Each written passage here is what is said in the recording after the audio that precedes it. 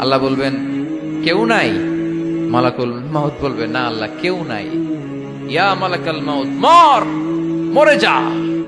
তুমি মরো শোনার সাথে সাথে মালাকুল মাউতের কাঁপুনি ছুটে যাবে, খিচুনি এসে যাবে ভয়ে। মালাকুল মাউত এক বিকট চিৎকার হাঁকিয়ে মরে যাবে। সবাই মরে যাবে, আমরা সবাই, কেউ থাকবো না। এই পৃথিবী থাকার জায়গা নয়। কিয়ামতের সময় আল্লাহ তাআলা মালাকুল মাউতকে বলবেন সবার রূহ কবজ করে ফেলো, সবার, কেউ থাকবে না, সবার রূহ কবজ হয়ে যাবে। আল্লাহ মালাকুল মাউতকে বলবেন মালাকুল মাউত কি অবস্থা? বলবে সব শেষ। মাইয়াবকা, কে বাকি? মালাকুল মাউত বলবে জিনেরা বাকি, যাদেরকে দেখা যায় না। আল্লাহ বলবেন জিনদেরকেও শেষ করে ফেলো, রূহ কবজ করো। মালাকুল মাউত আজরাইল জিনদের রূহ কবজ করবে।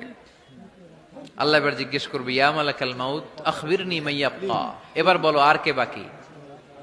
মালাকুল মাউত বলবে আল্লাহ মানুষগুলো সব শেষ, জিনগুলাও শেষ, এবার বাকি ইবলিস শয়তান। কে বাকি? ইবলিসরেও শেষ করো, ইবলিসও শেষ। আল্লাহ আবার জিজ্ঞেস করবেন ইয়া মালাকাল মাউতি মাইয়াবকা, আর কে বেঁচে আছে বলো। মালাকুল মাউত বলবে আল্লাহ আপনার কথা অনুযায়ী পৃথিবীর সব মানুষের রূহ কবজ করলাম, সব জিনদের রূহ কবজ করলাম, ইবলিসের রূহ কবজ করলাম, এখন আছে শুধু ফেরেশতারা। আছে কারা?